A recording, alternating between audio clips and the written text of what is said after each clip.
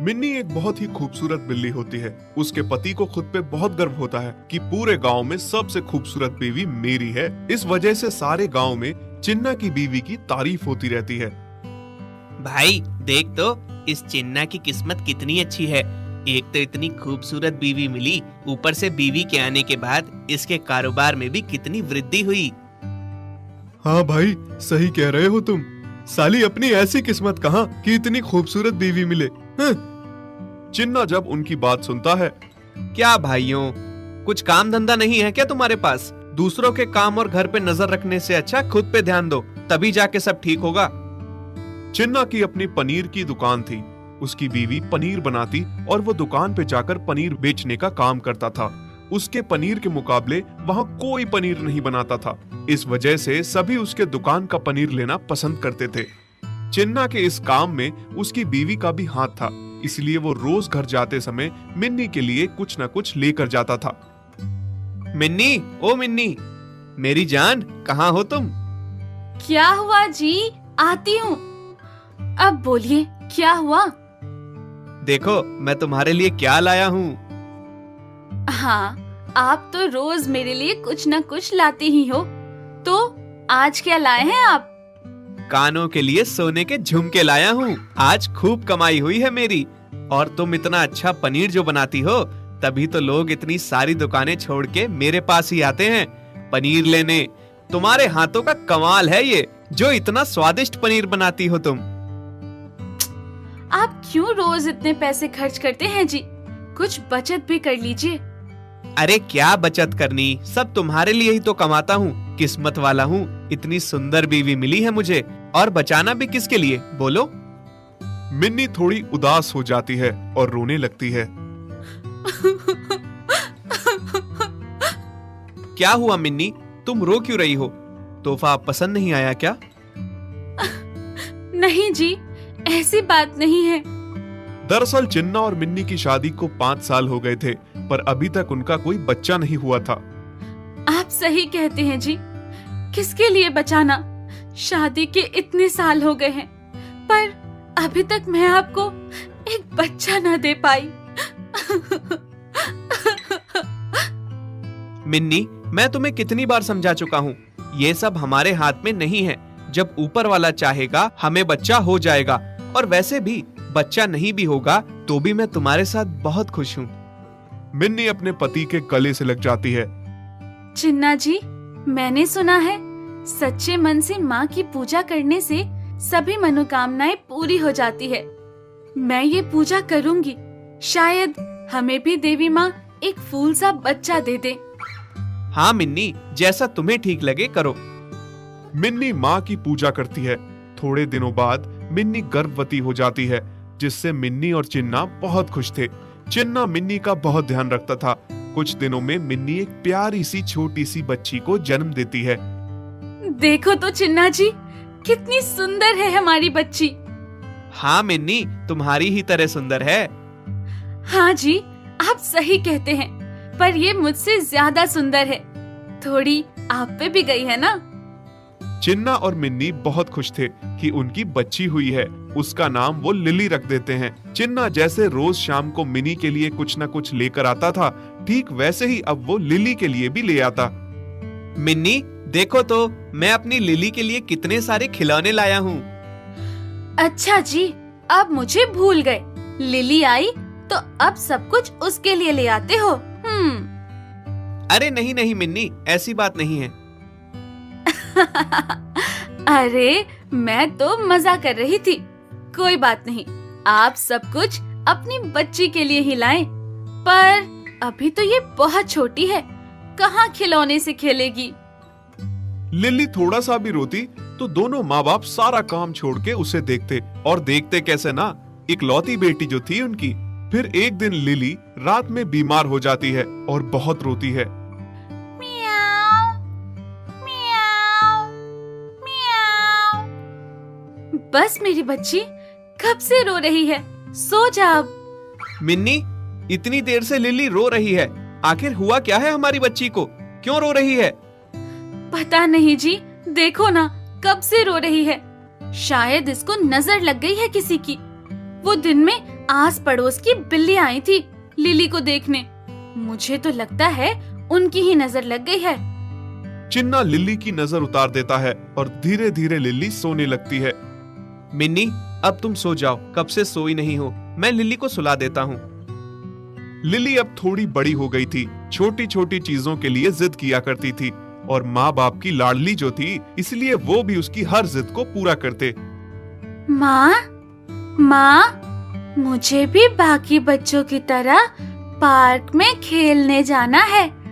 आप मुझे ले जाओगे ना? मिन्नी बिटिया इतना जिद कर रही है तो कल इसको पार्क में घुमाने ले जाना। ठीक है जी, ले जाऊंगी। अगले दिन मिन्नी लिली को लेकर पार्क जाती है। वो लिली को पहली बार बाहर लेकर जाती है और लिली को साथ साथ रहने को कहती है। जैसे ही लिली पार्क में पहुंचती है, वो पार्क में आए हुए बच्चों को देख के बहुत खुश हो जाती है और माँ का हाथ छोड़ के आगे निकल जाती है। मिन्नी उसको पीछे से आवाज लगाती है, लिली बेटा, रुक जा, अकेली मत जा। लिली बच्चों के साथ खेलने के लिए जा रही थी, तभी वहाँ बोरवेल के बने गड्ढे में गिर जाती है। लिली, मेरी बच्ची को बचाओ कोई। लिली उस गहरे खड्डे में फंस जाती है। ये देख के सभी लोग वहाँ इकट्ठा हो जाते हैं। मियाओ, मियाओ, माँ, बाबा, मुझे बचाओ। मेरा यहाँ पर दम घुट रहा है। तभी चिन्ना वहाँ पहुँच जाता है। तू घबरा मत मेरी बच्ची, मैं तुझे बहुत जल्दी बाहर निकाल लूंगा। चिन्ना जी, मुझे मेरी बच्ची चाहिए, उसको किसी भी तरह बाहर निकालिए। ये कह के मिन्नी बेहोश हो जाती है। मिन्नी, होश में आओ, तुम ही ऐसे करोगी तो हमारी बच्ची का क्या होगा? चिन्ना मिन्नी को समझाने की कोशिश करता है कि उसने रेस्क्यू टीम को बुला लिया है। हाँ भाभी जी, थोड़ा हौसला रखिए, अभी रेस्क्यू टीम आती ही होगी। हाँ मिन्नी बहन, हिम्मत रखो, सब ठीक होगा। तभी बादल गरजने लगते हैं और बारिश होने लगती है। देखिए ना जी, अब तो बारिश भी होने लगी है। रेस्क्यू टीम के आने से पहले अगर गड्ढा पानी से भर गया तो मेरी लिली का क्या होगा? हे भगवान, आप ऐसा क्यों कर रहे हैं मेरे साथ? एक ही तो बच्ची है मेरी। मिन्नी, सब ठीक होगा, मैं अपनी बच्ची को किसी भी तरह से बचा लूंगा, चाहे मेरी जान क्यों ना चली जाए। तभी रेस्क्यू टीम आ पहुंचती है। माँ, पापा, मेरा दम घुट रहा है, सांस नहीं आ रही। बस मेरी बच्ची, थोड़ी देर बस। हाँ मेरी बच्ची, बस तुम्हें अभी बाहर निकाल लेंगे हम। मिन्नी रेस्क्यू टीम से विनती करती है कि मेरे बच्चे को जल्दी से जल्दी बाहर निकालिए और फिर रेस्क्यू टीम किसी तरह से तरकीब लगा के गड्ढे से दूसरी तरफ से सुरंग खोद के लिली को बाहर निकाल लेते हैं। लिली भीगी सी, डरी सी बाहर आती है। मियाओ, मियाओ। माँ, चिन्ना और मिन्नी लिली को गले से लगा लेते हैं। बस मेरी बच्ची, अब मैं तुझे खुद से कभी दूर नहीं होने दूंगी। धन्यवाद रेस्क्यू टीम, अगर आप ना होते तो आज हमारी बच्ची साथ ना होती। हाँ भाई साहब, बहुत बहुत धन्यवाद आपका। काफी पुरानी बात है। एक सपेरे ने एक सांप को पकड़ा और उसे टोकरी में कैद कर लिया और तभी एक चूहे को भी पकड़ लिया। चूहा मेरे सांप के लिए बढ़िया भोजन है। और सांप की ही टोकरी में उसे भी कैद कर दिया। टोकरी के अंदर सांप जैसे ही चूहे को लपकने लगा, चूहा बोल उठा, अरे सांप भाई, मुझे मत मारो। अगर तुम मुझे नहीं मारोगे तो मैं तुम्हें इस कैद से आजाद करा सकता हूँ। सांप हैरान था कि ये नन्हा सा चूहा उसे कैसे आजाद करा सकता है। जब मैं इस कैद से निकलने में कामयाब नहीं हो सकता तो तुम मेरी क्या मदद कर सकते हो? देखो, मुझे बहुत जोर से भूख लगी है। फिर तो क्या फायदा, मुझे खाकर यूं भी तुम्हारा पेट नहीं भरने वाला। अगर तुम मुझे बख्श दो तो मैं तुम्हें आजादी दिला सकता हूँ और फिर जितना दिल चाहे, जहाँ दिल चाहे, तुम भर पेट खाना खा सकते हो। मोटे मोटे चूहे, बढ़िया मेंढक, छिपकलियाँ, सब तुम्हें खाने को मिल सकती हैं। आगे तुम्हारी मर्जी। तो ठीक है, इसे भी मैं बाद में खा ही सकता हूँ। तो बताओ, तुम मेरी क्या मदद करोगे? अगर तुम्हारी बात ठीक निकली तो मैं तुम्हें नहीं खाऊंगा। शायद मैं तुम्हारे ऊपर बैठकर एक मंत्र का उच्चारण करूंगा। बस तुम्हें अपनी आंखें बंद करनी होंगी, बस इतना ही। हाँ, जब मंत्र पूरा हो जाएगा तो मैं तुम्हें बुलाऊंगा, परंतु याद रहे तब तक ना तुम आंखें खोलोगे ना ही हिलोगे जुलोगे, समझे?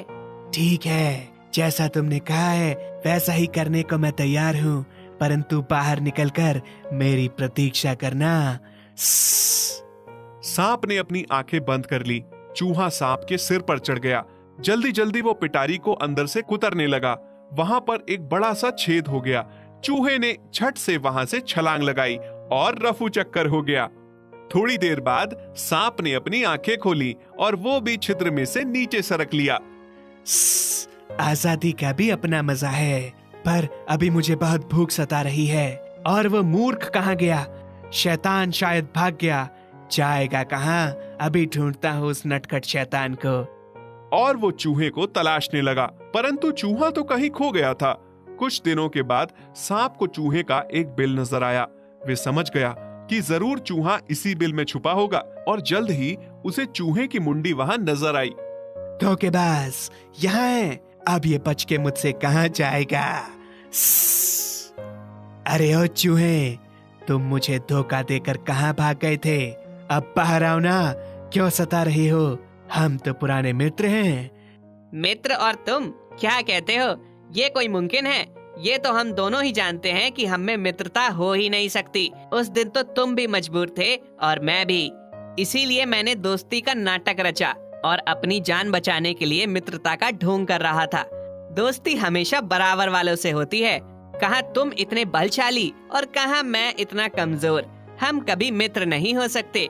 जाओ बाबा, माफ करो। ये तो बहुत समझदार निकला। इसे झांसा देना अब मेरे बस की बात नहीं। अब मुझे कहीं और अपना भोजन तलाश करना होगा। शिक्षा, मित्रता हमेशा बराबर वालों के साथ करनी चाहिए। यदि आप ऐसी कहानियां और देखना चाहते हैं तो हमारे चैनल को सब्सक्राइब करें और बेल आइकन पर क्लिक करें ताकि हमारी सारी नई वीडियोस आप सबसे पहले देख सकें।